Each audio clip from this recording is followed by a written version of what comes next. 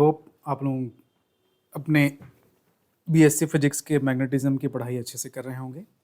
उसी रेंज में हम लोग आज अपने मैग्नेटिज्म के आगे के एक बहुत इंपॉर्टेंट टॉपिक यूनिट नंबर 3 जो हम पढ़ रहे हैं मैग्नेटोस्टैटिक्स हमारे न्यू एजुकेशन पॉलिसी के तहत, जिसका टाइटल है एम्पियर का परिपथीय नियम।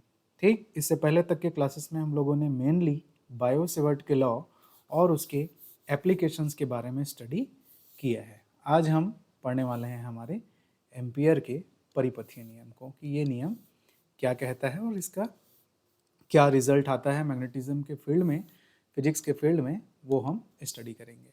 तो यूनिट नंबर 3 का ये टॉपिक एम्पियर का परिपथीय नियम, जो कि आपके एग्ज़ाम के लिए बहुत बहुत बहुत ज़्यादा इम्पॉर्टेंट भी है। ठीक है, तो कहीं कहीं पर इसको रेखीय समाकलन का नियम भी कहते हैं। तो अगर एग्ज़ाम में ऐसा लिख के आता है कि एम्पियर के रेखीय समाकलन के नियम को समझाइए या व्युत्पन्न कीजिए, तो कंफ्यूज मत होइएगा। ठीक, कहता क्या है ये लॉ, पहले ये देखते हैं और फिर इसके इजी से प्रूफ पे आते हैं। बहुत इजी है लेकिन बहुत स्ट्रॉन्ग कॉन्सेप्ट है, आप इसे ज़रूर सीखें। आपके मैग्नेटिज्म के मेन बेस को बिल्टअप करने में ये बहुत हेल्प करेगा। तो क्या कहता है उसको समझिए।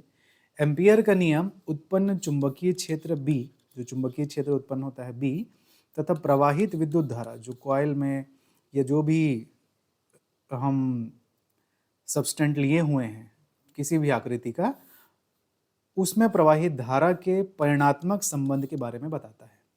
तो मेनली एम्पियर का नियम मैग्नेटिक फील्ड B और करंट I के बीच में एक रिलेशन या उनके बीच में क्वांटिटेटिव रिलेशन, परिणात्मक संबंध को बताता है। ठीक है स्टूडेंट्स, जो सीट यहाँ पे हम आपको एक्सप्लेन करते हैं वो एज इट इज़ एग्ज़ाम में टॉपिक आएगा तो एक स्टूडेंट को कैसे लिखना है, कितना लिखना है, उस प्रोस्पेक्टिव से बनाया गया है। पर्टिकुलर टॉपिक का बहुत ब्रॉड आपको डिस्क्रिप्शन देने के लिए या बहुत ज़्यादा उसको आपके लिए एक्सप्लेन करने की दृष्टि से नहीं बनाया गया। हम यहाँ पे अपनी पढ़ाई एग्ज़ाम ओरिएंटेड वे में कर रहे हैं कि एक स्टूडेंट एग्ज़ाम में कैसे लिख के आएगा। आप पढ़ तो बहुत जगह से लेते हैं, लेकिन आपको फिर उसको बाद में समराइज़ एक स्टूडेंट को ही करना है। एग्ज़ाम एक स्टूडेंट को ही लिखना है, उसके पास फिर कुछ रह नहीं जाता।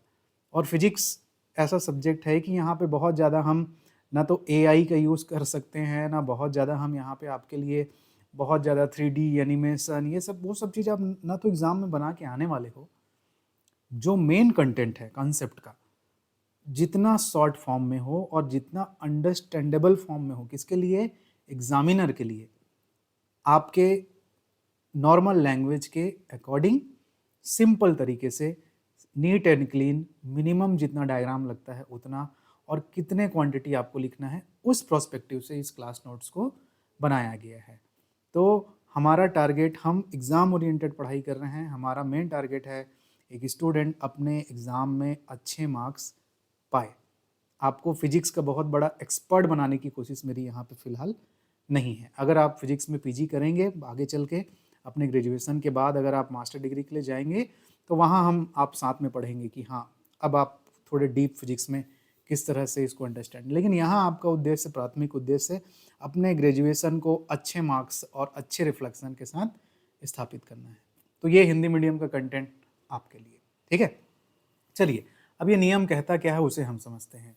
कि किसी बंद वक्र में सी से क्लोज कर्व, क्लोज पाथ को रिप्रेजेंट किया जा रहा है। सपोज यहाँ एग्जाम्पल के लिए एक सर्कुलर पाथ डायग्राम में ऐसे रिप्रेजेंट है जिसमें एंटी क्लॉकवाइज डायरेक्शन में करंट जो है फ्लो हो रहा है। ठीक, इस सर्कुलर पाथ की जो त्रिज्या है वो रेडियस आर है यहाँ पर, ये वाली, और इस पे एक छोटा अल्पांश खंड जो अगर आप लेते हैं वो ये डीएल है। अगर यहाँ पर छोटा सा ऐसा, अगर मैं इस सर्कुलर पाथ का छोटा टुकड़ा लूंगा तो वो डीएल है।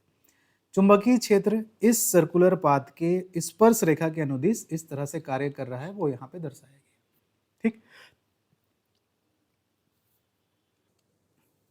ओके, तो अब ये स्टेटमेंट कहता क्या है उसे देखिए। कि किसी बंद वक्र के अनुदिश चुंबकीय क्षेत्र, किसी बंद वक्र के अनुदिश चुंबकीय क्षेत्र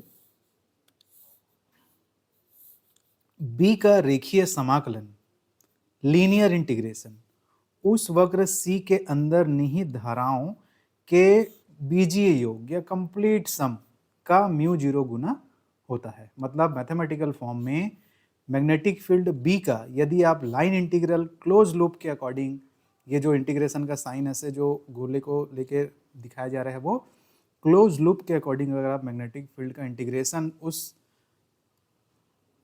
पर्टिकुलर लाइन पाथ के अकॉर्डिंग करते हैं तो उसकी वैल्यू जो है उस परिपथ में प्रवाहित होने वाली धारा के म्यू जीरो गुना प्राप्त होती है। ये ही एम्पियर का परिपथीय नियम कहलाता है। ठीक, रिजल्ट को देखते हैं।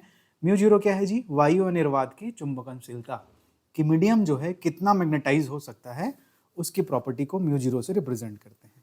ठीक, डायग्राम में देखिए एक तार को वृत्तीय आकार में मोड़कर धारा I को दक्षिणावर्त दिशा में प्रवाहित किया जा रहा है। प्रूफ कैसे करेंगे? देखिए, हम जानते हैं कि एक अनंत लंबाई के सीधे चालक तार में से अभिलंबवत r दूरी पर स्थित किसी बिंदु पर चुंबकीय क्षेत्र की तीव्रता कितनी होती है जी? इतनी होती है। यहां से चालू करना पड़ेगा प्रूफ को। ये कहां से आ रहा है? बायो-सेवर्ट के नियम के एप्लीकेशन का पहला पोर्शन। लंबे रिजु रेखी तार की वजह से अभिलंबवत किसी बिंदु पर चुंबकीय क्षेत्र की तीव्रता कितनी होती है जी? तो ये होती है। ये आपको रिमेंबर रख के चलना है। इसके लिए आप बायो-सेवर्ट लॉ के एप्लीकेशन वाले वीडियो को जरूर देखें रिजु रेखी तार के लिए। तो हम जानते हैं कि एक सिंपल तार के लिए जो मैग्नेटिक फील्ड जनरेट होकर आता है वो कितना है? B mu 0.4 pi 2I upon R. इस चुंबकीय क्षेत्र की तीव्रता तार के चारों ओर अभिलंबवत कार्य करती है। ये हम पहले सीख चुके हैं वहां पे। तो ये इक्वेशन हो गया मेन, यहां से शुरू किए। तो अब क्या करना है? तो अगर उसी तार को हमने क्या कर दिया है जी? एक सर्कुलर शेप में मोड़ दिया है तो वृत्तीय चालक के मार्ग पर किसी भी बिंदु पर चुंबकीय क्षेत्र जिसका मान ये है दिशा के वृत्तीय मार्ग की स्पर्श रेखा के अनुदिश कार्य करेगा। तो जो डायग्राम में हम लोग ऊपर अपने डायग्राम में ऐसे बनाए हैं कि मैग्नेटिक फील्ड जो है ऐसे स्पर्श रेखा की दिशा में काम करेगा। कहीं पर भी, यहां से ले लीजिए तो भी, यहां से ले लीजिए तो भी, इस तरह से वो स्पर्श रेखा टेंजेंशियल लाइन की तरह बिहेव करेगा। तो कुल मिला के तार के चारों ओर अभिलंबवत जैसे काम करता है वैसे ही काम करेगा। तो इस वृत्तीय मार्ग के अनुदिश चुंबकीय क्षेत्र का यदि हम रेखीय समाकलन लेते हैं, इस वृत्तीय मार्ग के चारों ओर इस मैग्नेटिक फील्ड का अगर आप लीनियर इंटीग्रेशन लेते हैं तो क्या मिलेगा? तो बी ये जो दिया जा रहा है mu zero I upon 2 pi R, वो ऊपर जो आया था वही है, उसको सिंप्लीफाई करके लिखे हैं अपन 4 पाई आर। और उससे कंफ्यूज मत होइएगा, 2 कैंसिल आउट हुआ है यहाँ से ना, ये 2 कैंसिल आउट हुआ है। ठीक, तो इसको ही सिंपल इंटीग्रेशन के कॉन्सेप्ट में यहाँ पुटअप किए तो क्या मिला? Mu zero I upon 2 pi R और dl। तो ये सारी चीजें तो कांस्टेंट है, ये बाहर निकल गए इंटीग्रेशन से। और dl का मतलब क्या होगा? dl ओवरऑल इस पाथ के लिए, तो इस पूरे पाथ का dl या लंबाई क्या होगा जी? r त्रिज्या के वृत्त के परिधि के बराबर होगा, सर्कमफेरेंस के। dl is equal to 2 pi R, पूरा लेंथ उसका। तो finally 2 pi and r is cancel out. Finally आपको क्या मिल गया? B D L mu zero I। और इसी को हम लोग क्या कहते हैं? एम्पियर का परिपथी नियम, जो कि इस चीज को सेटिस्फाई कर रहा है, बोल रहा है कि चुंबकीय क्षेत्र का जो रेखीय समाकलन होता है वृत्तीय मार्ग की त्रिज्या पर निर्भर नहीं करता। ये जो इक्वेशन आया है इसमें r नहीं आया है, वृत्तीय मार्ग की त्रिज्या पर निर्भर नहीं करता। अर्थात वृत्तीय मार्ग के चारों ओर चुंबकीय क्षेत्र का रेखीय समाकलन का मान सभी जगह पर म्यू जीरो इंटू I एक समान होता है। वेरी नहीं करता कि छोटे गोले या छोटे पाथ के लिए अलग होगा या अलग बड़े वाले सर्कुलर पाथ के लिए अलग होगा, नहीं, रेडियस पे डिपेंड ही नहीं कर रहा है।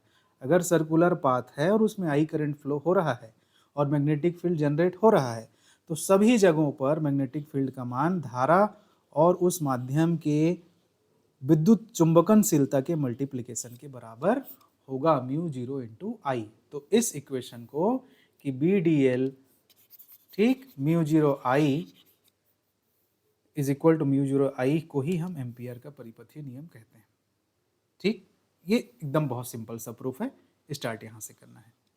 अब एक चीज आप और ध्यान रखें कि क्या ये नियम सिर्फ सर्कुलर पाथ के लिए है क्या, कि जिसका शेप एकदम सर्कल जैसा रहे उसके लिए है क्या? नहीं, एम्पियर का नियम पाथ की आकृति पर भी निर्भर नहीं करता। पाथ की आकृति पर भी निर्भर नहीं करता कहने का मतलब है कि बंद कर्व होना चाहिए, लूप होना चाहिए।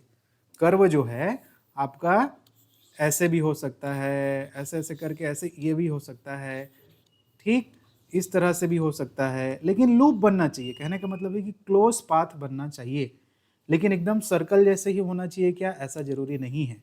तो एक महत्वपूर्ण रिजल्ट ये है कि एम्पियर का जो नियम है वो पाथ की आकृति पर, रास्ते की या धारा लूप की आकृति पर निर्भर नहीं करता। लेकिन कंडीशन ये है कि सिर्फ और सिर्फ एक क्लोज पाथ होना चाहिए। इसके प्रूफ को देखते हैं, इसी में ही है ये, इसी के इस मेरे स्टेटमेंट का जस्टिफिकेशन है। कहाँ जी, यहाँ पे कि क्या है जी, यहाँ पे हमने एक बहुत इंपॉर्टेंट नोट लिखा है कि एम्पियर का नियम पथ की आकृति पर निर्भर नहीं करता। ये ऑब्जेक्टिव पे भी आ सकता है आपसे, और बहुत सारे कॉम्पिटिटिव एग्जाम में भी पूछा जाता है कि क्या एम्पियर का नियम धारा पथ की आकृति पर निर्भर करता है, नहीं करता। चलिए समझते हैं। अब यहाँ पे जो डायग्राम मैं बनाया हूँ वो गोले जैसा नहीं है, देखिए कुछ इस तरह से है, ठीक, ये शेप में है।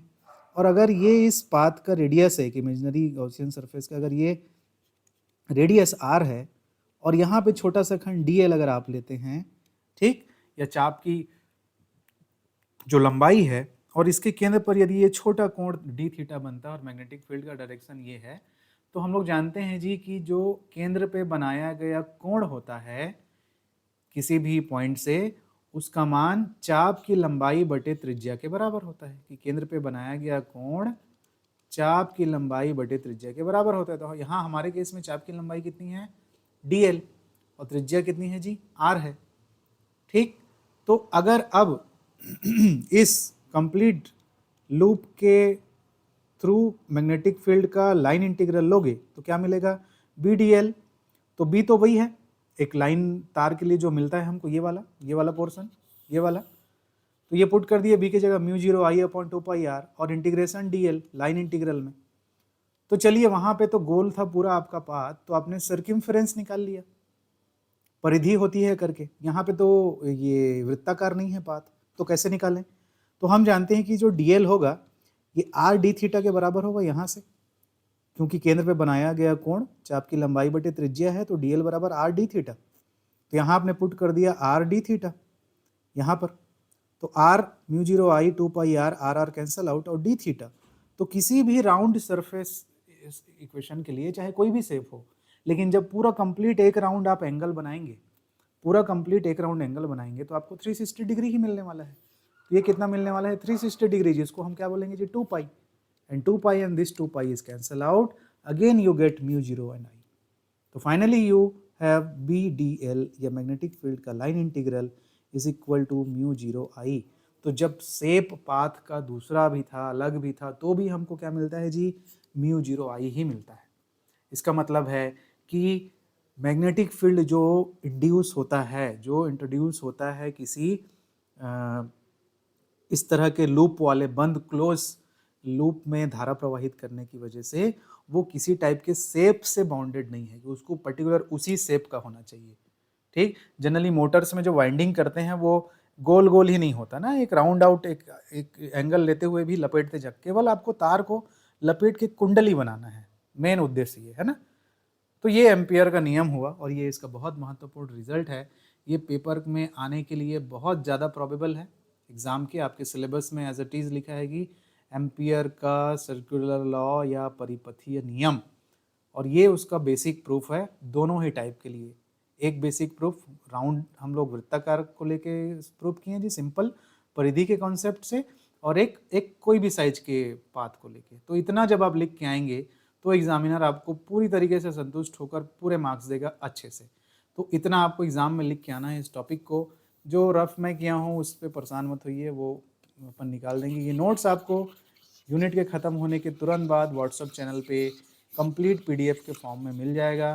तो आप लोग व्हाट्सअप चैनल को फॉलो करें नोट्स के लिए। तो ये यूनिट जैसे ही कंप्लीट होता है, आपको कंप्लीट यूनिट नंबर 3 का हमारे बीएससी फिजिक्स के नोट्स वहाँ पर पीडीएफ के फॉर्म में मिल जाएंगे। तो स्टूडेंट्स, अगर आप छत्तीसगढ़ एमपी में रह के न्यू एजुकेशन पॉलिसी के तहत बीएससी कर रहे हैं, तो हिंदी मीडियम में फिजिक्स के कंटेंट पढ़ने के लिए आप दी एनएपी फिजिक्स चैनल के साथ जुड़िए और उसे शेयर करें, और साथ ही साथ आपके जो भी डाउट्स वगैरह हों उसे कमेंट सेक्शन पे पोस्ट करेंगे, ठीक। तो मिलते हैं नेक्स्ट क्लास में, और हमारे सिलेबस को टारगेट करते हुए कि एम्पियर के परिपथीय नियम के बाद नेक्स्ट हमारा मेन रिजल्ट्स इसके क्या हैं। ठीक, ओके, थैंक यू।